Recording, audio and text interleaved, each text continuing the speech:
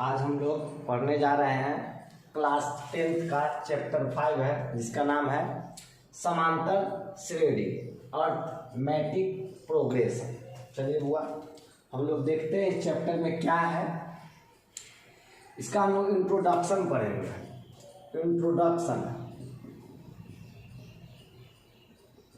Introduction of AP मतलब arithmetic progression, समांतर श्रेणी। पहले तो ये हम जानेंगे समांतर श्रेणी होता क्या है। उससे पहले हम लोग कुछ जानते हैं अनुक्रम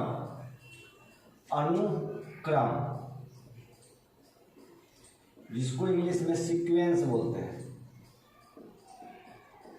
देखिए बुआ, संख्याओं का ऐसा समूह जो एक निश्चित क्रम में निश्चित नियम के अनुसार लिखा जाता है अनुक्रम कहलाता है। जैसे देखिए 3, 6, 9, 12, 15 ...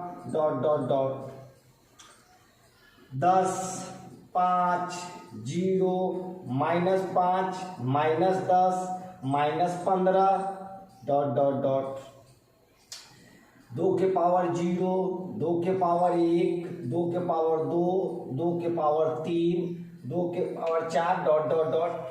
देखिए बुआ, ये सब क्या है? संख्याओं का समूह है जो कि निश्चित नियम के अनुसार व्यवस्थित करके इसको लिखा है। क्या नियम है? देखिए, इसमें हमने 3 में 3 जोड़े तो 6 आया, 6 में फिर 3 जोड़े तो 9 आया, 9 में फिर 3 जोड़े 12 आया, 12 में फिर 3 जोड़े 15 आया। सेकेंड वाले में क्या देख रहे हैं? 10 में से 5 घटाए 5 आया, 5 में से 5 घटाए 0 आया, 0 में -5 घटाए -5, -5 में फिर -5 -10।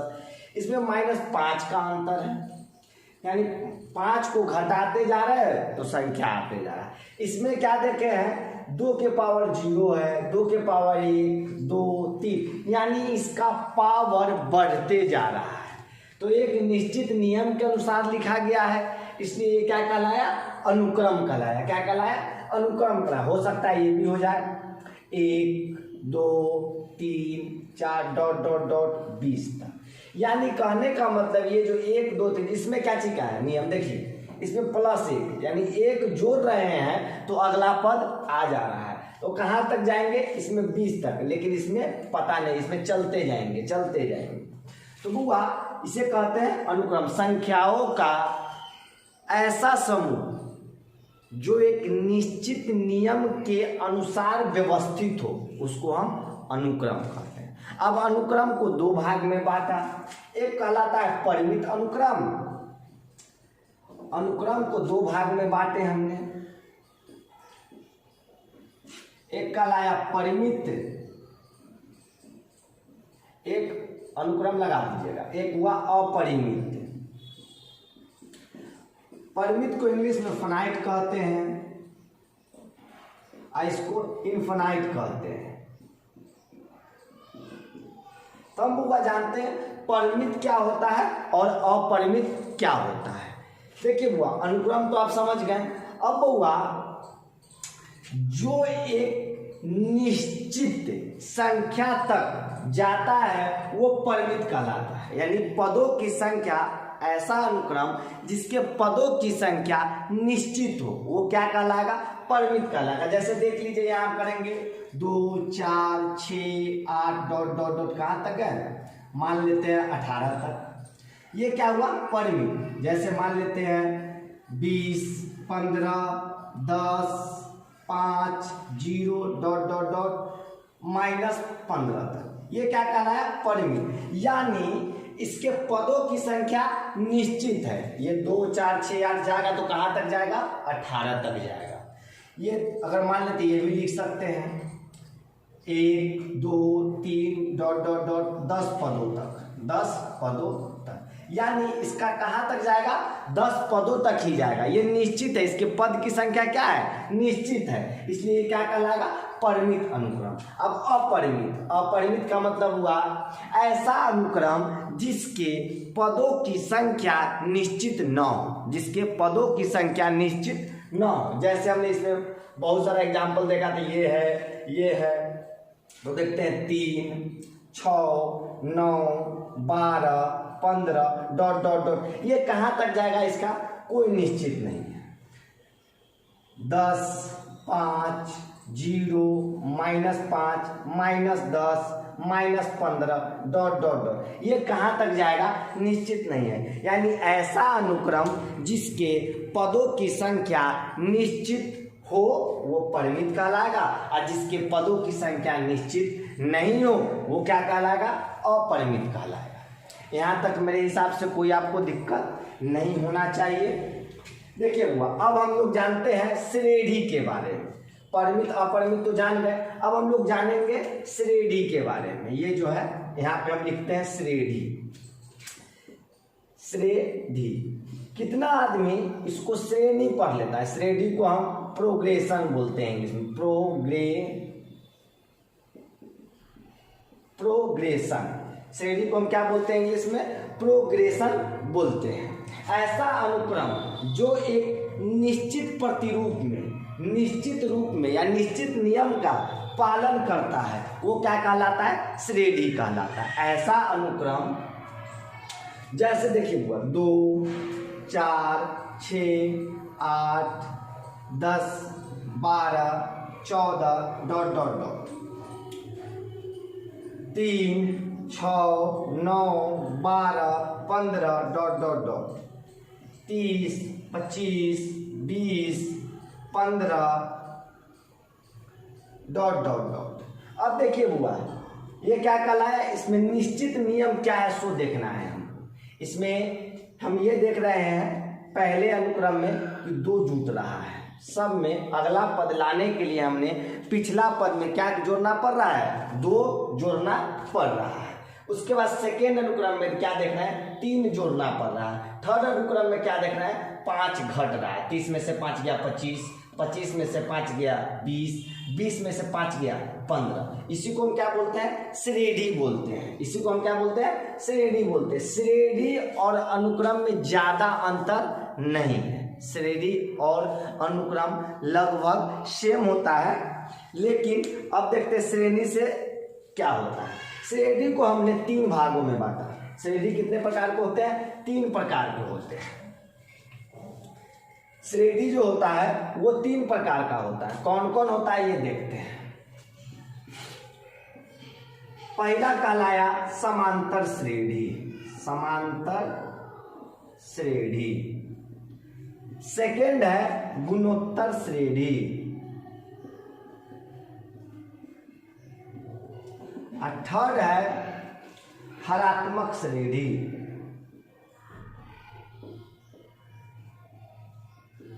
बुआ, समांतर श्रेणी को इंग्लिश में कहते हैं अर्थमेटिक प्रोग्रेशन।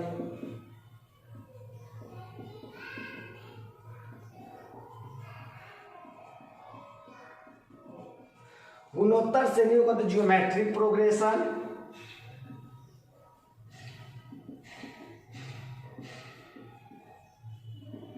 और हरात्मक श्रेणी को कहते हैं हार्मोनिक प्रोग्रेशन।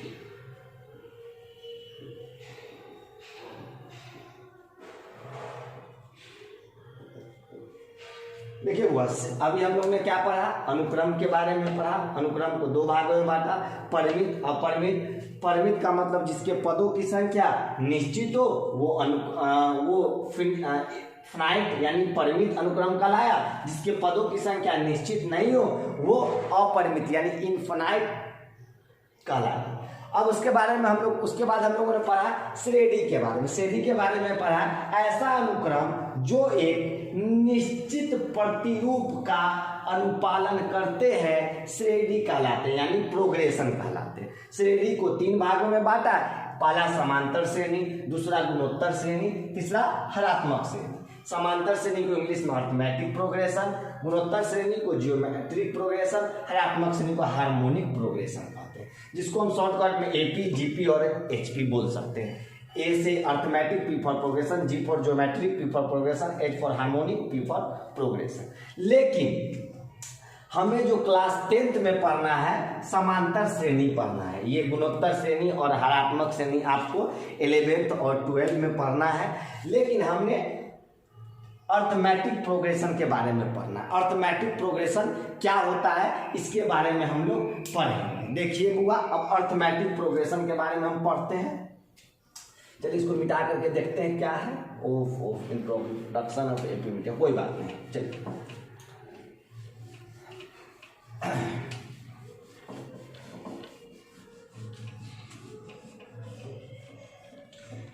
हम लोग आराम आराम से पढ़ेंगे पूरा कॉन्सेप्ट के साथ।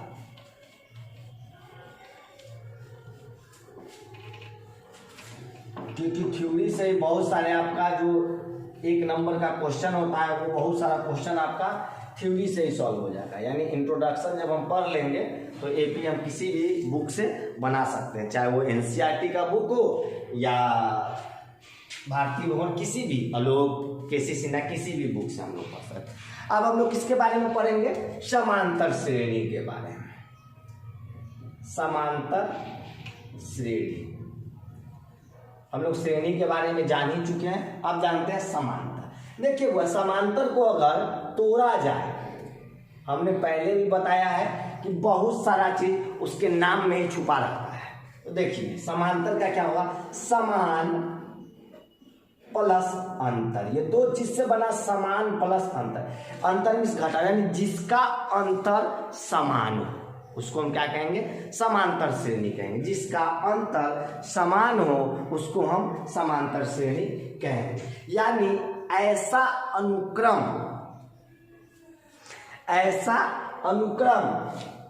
2 3 4 सॉरी हाँ हो सकता है, कोई दिक्कत नहीं, 5 6 ... 4 8 12 16 ... 40 तक। अब देखिए बुआ, समांतर से समान अंतर, जिसका अंतर समान है, यानी देखना क्या है, इसका क्या अंतर है? 1 है, 3 में से 2 गया 1, 4 में से 3 गया 1, 5 में से 4 गया 1, 6 में से 5 गया 1। इसका अंतर क्या है? 1 है। इसका अंतर क्या है? तो 4 है। 4 में 4 जोड़े 8, 8 में से 4 गया 4, 12 में से 8 गया 4, 16 में से 12 गया 4, 20 में से 16 गया 4। यानी इसका अंतर क्या है? समान है। इसके सभी पदों का अंतर क्या है? समान है। इसी को हम समांतर श्रेणी कहते हैं। यानी ऐसा अनुक्रम जिनके पदों का अंतर समान हो, चाहे वो धनात्मक हो या ऋणात्मक को ले लेते हैं। चलिए 20 15 10 5 0 -5 -10 ... अब इसका क्या है? देखिए 15 में से 20 गया -5, 10 में से 15 गया -5, यानी ये 5 घट रहा है। तो इसका अंतर क्या हो जाएगा बुआ? इस अनुक्रम का अंतर हो जाएगा -5। देखिए इस नियम को ये फॉलो कर रहा है ना, तो ये क्या कहलाया? समांतर श्रेणी कहलाया, समांतर श्रेणी कहलाया। अब बुआ इसमें जो है एक चीज हो जाएगी, इसका पहला पद first term, second term, third term, fourth term, fifth term, यानी इसका पद है। इसको हम लोग क्या बोलते हैं? इसके संख्याओं को क्या बोलते हैं?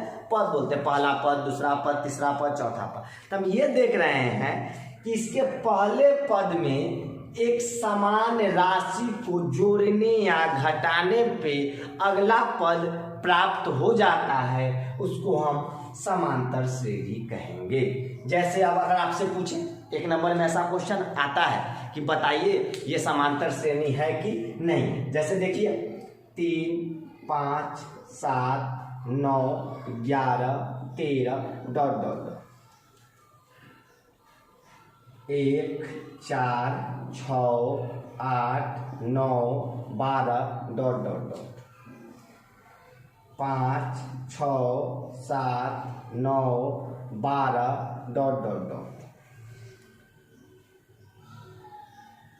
10 5 6 8 ...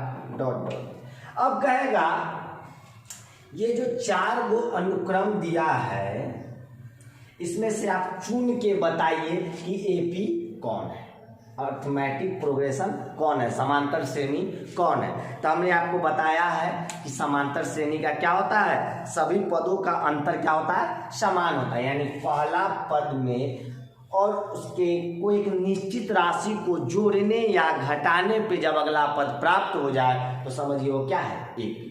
तो देखते हैं इसमें 3 में 2 जोड़े 5 आ गया, 5 में 2 जोड़े 7 आ गया, 7 में 2 जोड़े 9 आ गया, 9 में 2 जोड़े 11 आ गया, 11 में 2 जोड़े 13 आ गया।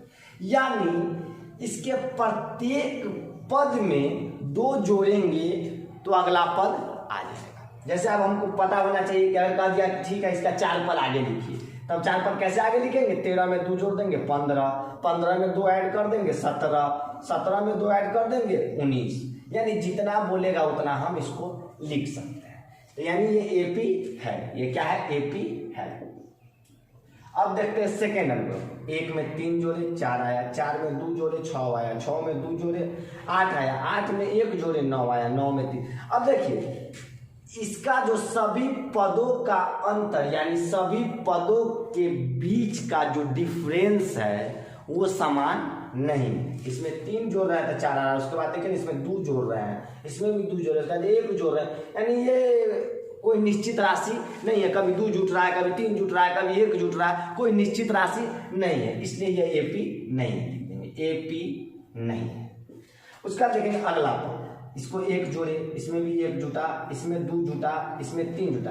यानी इसमें भी जो राशि जुट रहा है वो निश्चित राशि नहीं जुड़ा, कभी 1 जुट रहा है, कभी 2 जुट रहा है, कभी 3 जुट रहा है। जबकि एपी का क्या मानना है कि प्रत्येक पद का अंतर समान होना चाहिए, यानी एक निश्चित राशि होना चाहिए जिसको हम पिछले पद में जोड़ने पे उसका अगला पद निकल आता है। अब देखिए जैसे इसमें 5 घट रहा है, -5 और फिर प्लस हो रहा है, यानी पहले माइनस हो रहा है और फिर प्लस हो रहा है, तो यानी ये एपी नहीं है। तो आप इससे क्या हुआ, आपको हुआ एपी को पहचानना, आपने जान गया कि कौन एपी होगा कौन एपी नहीं होगा। चलिए हम आगे बढ़ते हैं, क्या है आगे फिर एपी में हम लोग देखते हैं।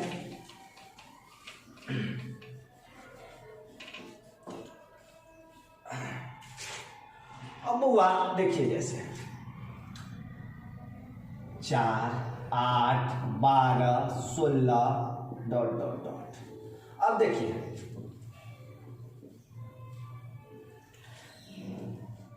इसमें कितने पद है, 4 पद है, लेकिन आगे और भी पद आना बाकी है। बउआ एक चीज और जानिए, ये पहले तुम देखते एपी है कि नहीं। 4 में 4 जोड़ेंगे 8, 8 में 4 जोड़ेंगे 12, 12 में 4 जोड़ेंगे 16। यानी इसके पदों का जो अंतर है वो समान है, 4 है, तो ये एपी है। इसमें कितने पद है, 4 पद है और आगे अनंत पद तक ये जा सकता है। तो बुआ समांतर श्रेणी ये है, समांतर श्रेणी यहां से आपको पहचानना आ गया। अब हम पद को हम कैसे लिखेंगे ये देखिए, A1 A2 A3 A4 ... कहां तक, AN तक, N पदों तक। पदों का संख्या पता नहीं है कितने पदों तक जाना है, इसको हम T1 से भी सूचित कर सकते हैं, T1 T2 T3 T4 ... Tn तक। यानी अंतिम पद को हम Tn या An बोल सकते हैं, Tn या An बोल सकते हैं। बुआ एक चीज और देखिए, ये तो हम जाने कि इसके पद को कैसे हम डिनोट करेंगे, कैसे हम दर्शा सकते हैं, ये बता रहे हैं। इसको आप A1 A2 A3 से भी दर्शा सकते हैं, T1 T2 T3 T4 T5 से भी दर्शा सकते हैं। तो बुआ देखिए पहला पद को हम क्या बोलेंगे, A बोलेंगे। पहला पद मेरा क्या है बुआ, A है। A1 को हम A भी बोल सकते हैं, पहला पद को हम A1 को हम A भी बोल सकते हैं। यहाँ पे लिख देते हैं, प्रथम पद को क्या बोलेंगे, A को, और अंतिम पद को क्या बोलेंगे, अंतिम पद को क्या बोलेंगे, An या टी ए। अंतिम पद को हम एल भी बोल सकते हैं, लास्ट टर्म।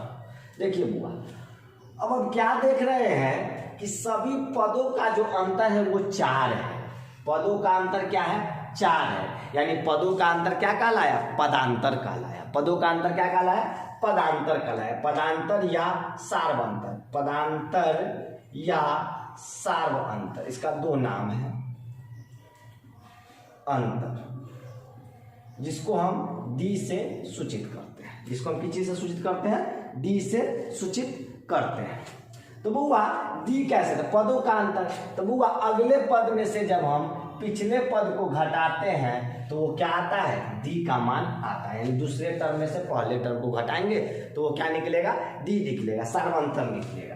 तो आप क्वेश्चन में देखिए, इसका व्यापक रूप क्या है? इसका व्यापक रूप क्या है? इसका नॉर्मल फॉर्म समांतर श्रेणी का होता क्या है? तो हम देख रहे हैं पहला पद क्या है? ए है। दूसरा पद में ए में डी जोड़ दे रहे हैं तो दूसरा पद आ जा रहा है। तीसरा पद को यानी ए प्लस 2 को डी जोड़ रहे हैं, यानी 2 बार 4 जोड़ रहे हैं। तीसरा पद में हम चौथा पद में 3 को डी जोड़ रहे हैं। डॉट डॉट डॉट यहां तक हम लोग जा रहे हैं। तो वो हम देख रहे हैं पहला पद ए, दूसरा पद ए प्लस डी, तीसरा पद ए प्लस 2d, चौथा पद A plus 3d, dot dot dot, इस रूप में ये जा रहा है। यानी समांतर श्रेणी का जो रूप आया ए प्लस डी, ए प्लस 2d, ए प्लस 3d। अब देखिए बुआ, प्रथम पद को हम ऐसे भी लिख सकते हैं। पहला पद A plus 1 minus 1 into D. एक में से एक गया 0, ये क्या हो गया? 0, यानी ए बच गया। दूसरा पद को क्या लिख सकते हैं? यहां पे नहीं, साइड में आते हैं। प्रथम पद A plus 1 minus 1 into D. यानी जैवा पद है उसमें से एक को घटा देना है और डी से मल्टीप्लाई कर देना। दूसरा पद यानी a2, प्रथम पद यानी a1, a2, यानी a plus 2 minus 1 into D. यानी इसको हम लिख सकते हैं a, इसको लिख सकते हैं 2 में से 1 गया 1, यानी a प्लस डी। तीसरा पद यानी a3 a plus 3 minus 1 into D, यानी ए प्लस 2, 3 में से 1 गया 2। इसी प्रकार से चौथा पद a4, यानी a प्लस 4 में से 1 गया इंटू डी, यानी a प्लस 3। इसी प्रकार से आगे बढ़ते चलेंगे बढ़ते चलेंगे बढ़ते चलेंगे। मान लो अगर 10वां पद मान लेते हैं, 10वां पद यानी a10 equal to a plus 10 minus 1 into D, यानी a प्लस 9। हमने क्या देखा कि जैवा पद पूछ रहा है उसमें से एक घटाकर डी से गुना कर देना, यानी उसके पदों के अंतर सार्वंतर से गुना कर देना। तो चलिए एनवा पद कैसे निकालेंगे? एनवा पद यानी A N equal to A plus N minus 1 into D. ये आपका फॉर्मूला हो गया। अब यहां से फिर यहां आइए, जहां ए इक्वल टू प्रथम पद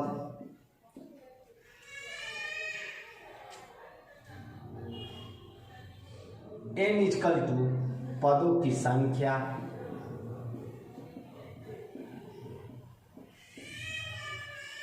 D equal to a2 minus a1, यानी दूसरा पद माइनस पहला पद। उसके बाद ए एन इक्वल टू क्या हो गया? अंतिम पद, लास्ट। यहां तक कोई दिक्कत नहीं होना चाहिए मेरे हिसाब से आप लोग को। अब इससे हम किसी भी एपी का हम 10वां पद 20वां पद या कुछ भी हम निकाल सकते हैं। जैसे चलिए हम क्वेश्चन एक देखते हैं, इसमें हम ट्राई करके इसको मिटाते हैं।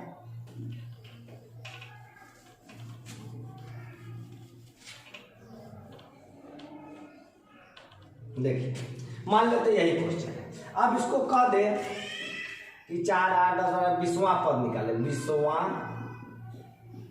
पद निकाले।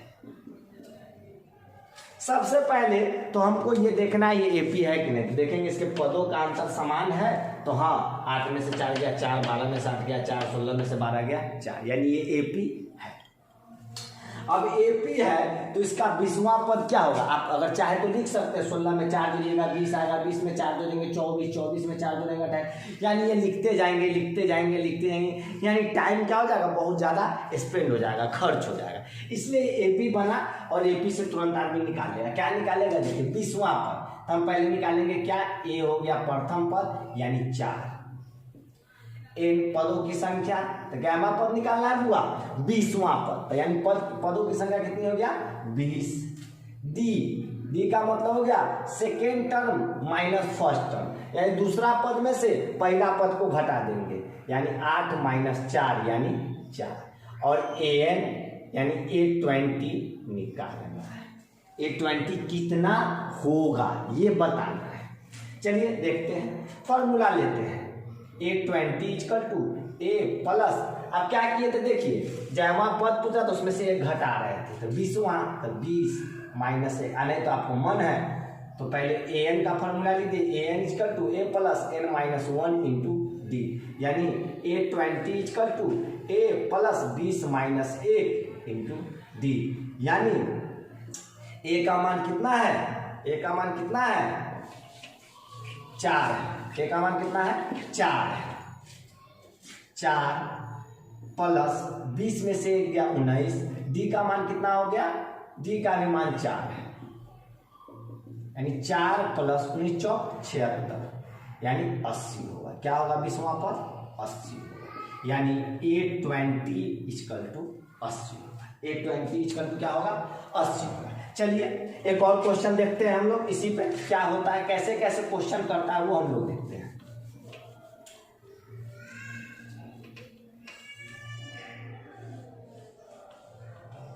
चलिए कहेगा 15 10 5 0 minus 5 dot dot dot dot minus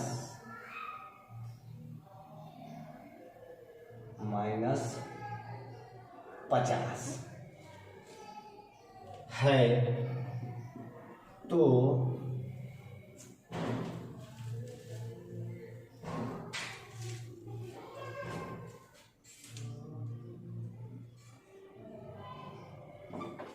पंद्रह 10 5 0 माइनस 5 चलते गया 50 तक गया। 50 जो है माइनस 50 वो कैवां पद है, ये कैवां पद, हम तो ये जान रहे हैं कि अंतिम पद है, ये लास्ट टर्म है, लेकिन कैवां 5वां 10वां 20वां 25वां कैवां पद है। तो ये हम लोग देखने के लिए फिर फार्मूला पे आएंगे। फार्मूला क्या है, A N equal to A plus N minus 1 into D. अब उससे पहले हम क्या देखते हैं, ए का मान क्या हो गया 15, डी का मान क्या हो गया 10 माइनस 15, दूसरा पद में से पहला पद को घटाएंगे यानी माइनस 5। अब n का मान हमको पता नहीं है, n निकालना है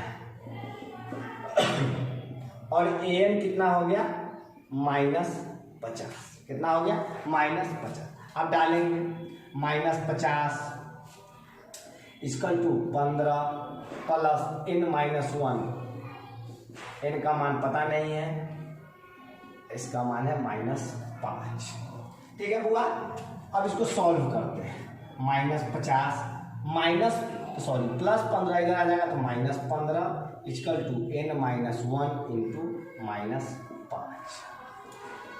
माइनस 50 और minus 15 minus 65 equal to n minus 1 into minus 5। Minus 5 into में है तो ये क्या हो जाएगा डिवाइड में चला जाएगा, यानी minus 65 by minus 5 equal to n minus 1। Minus से माइनस कट गया, 5 से 13 बचे 65, यानी क्या देखे n-1 का मान आ गया, यानी n का मान क्या हो गया 13, -1 जब उधर गया तो +1, यानी कितना हो गया n का मान 14। यानी आप बता सकते हैं 50वां कैमा पद है, 50 जो -50 ये कैमा पद है, तो ये 14वां पद है इस AP का। अब देखिए हुआ आपसे क्वेश्चन कैसे कैसे पूछेगा,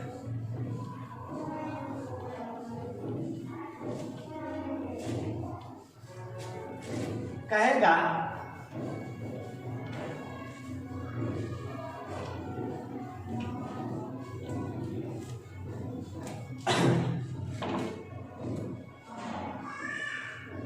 आप थोड़ा ज़्यादा चलते हैं 10, 12, 14, 16 ... कहेगा क्या बताइए ये AP है, अगर ये AP है तो इसका प्रथम पद और सार्वअंतर बताइए, और इसके पद को आगे 4 पदों या 5 पदों या 3 पदों तक लिखिए। तो देखेंगे पहले ये AP है कि नहीं। तो देख रहे हैं 10 में 2 जोड़ रहा है 12, 12 में 2 जोड़ रहा है 14, 14 में 2 जोड़ रहा है 16, यानी जो इसके पदों का अंतर है वो समान है। एक निश्चित राशि को जोड़ने से इसका अगला पद प्राप्त करें, यानी AP है। तो AP है तो अब क्या करा प्रथम पद, यानी प्रथम पद यानी ये 10, अब D कह रहा है, D हो गया क्या हो गया 12 में से 10 गया तो 2, D का मान क्या हो गया 2 हो गया।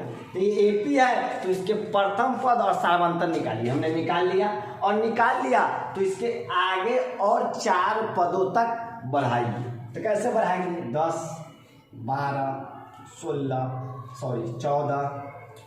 16, अब हम क्या देखें 2 आगे जा रहा था 18, 20, 22, 24, 26, यानी जितना पद कहेगा उतना हम करते चले, यानी D को हमको क्या करना है जोड़ते चला जाना है, तो हम मेरा अगला पद निकलते चला जाएगा। चलिए यहाँ तक हो गया। अब एक चीज़ और जो कि बहुत इंपॉर्टेंट चीज़ है, यदि बउआ AP में अगर कहे संख्याओं की बात हो, यदि संख्याओं की बात हो कि जैसे मान लेते हैं 3 संख्याओं का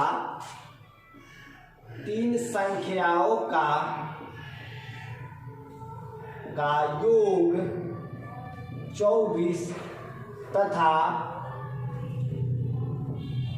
गुणनफल 440 है। संख्याएं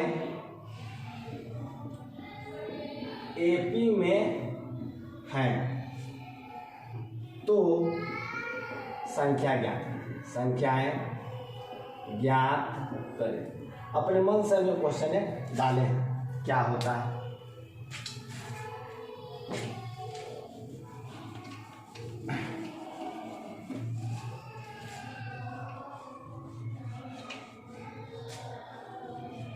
देखिए बुआ क्या कर रहा है, 3 संख्याओं का योगफल 24 हो तथा गुणनफल 440 हो, 440 है, और ये क्या कर रहा है संख्याएं AP में है तो संख्या ज्ञात करें। तो बुआ जब ये ऐसी बात आएगी जो संख्याएं ज्ञात करें, 3 संख्या 4 संख्या या 5 संख्याएं की बात आएगी तो आपको एक चीज ले लेना है। क्या लेना है 3 संख्या के लिए,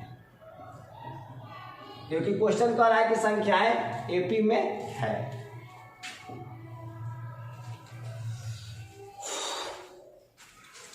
A माइनस D,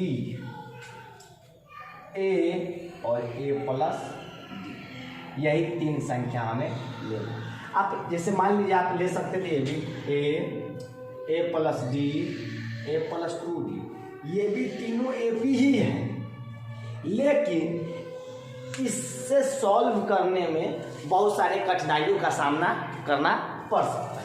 इसलिए हमें जब भी 3 संख्याओं की बात आए तो इसको ले लेंगे A माइनस D, A और A प्लस D। देखिए इसका अंतर समान है ना, इसमें क्या किए D जोड़े तो A आया, इसमें D जोड़े तो A प्लस D आया। यहाँ तक मेरे हिसाब से कोई दिक्कत नहीं होना चाहिए। अगर 4 संख्याओं की बात आई, ए माइनस 3d, ए माइनस डी, ए प्लस डी, ए प्लस डी। अब क्या देख रहे हैं, इसमें 2 को डी जोड़ रहे हैं तो माइनस डी, और इसमें 2 डी जोड़ रहे हैं तो प्लस डी, और इसमें 2 डी जोड़ रहे हैं तो 3d आ रहा है ना। तो अगर 4 संख्याएं कहें तो हम यही लेंगे। अगर 5 संख्या बोले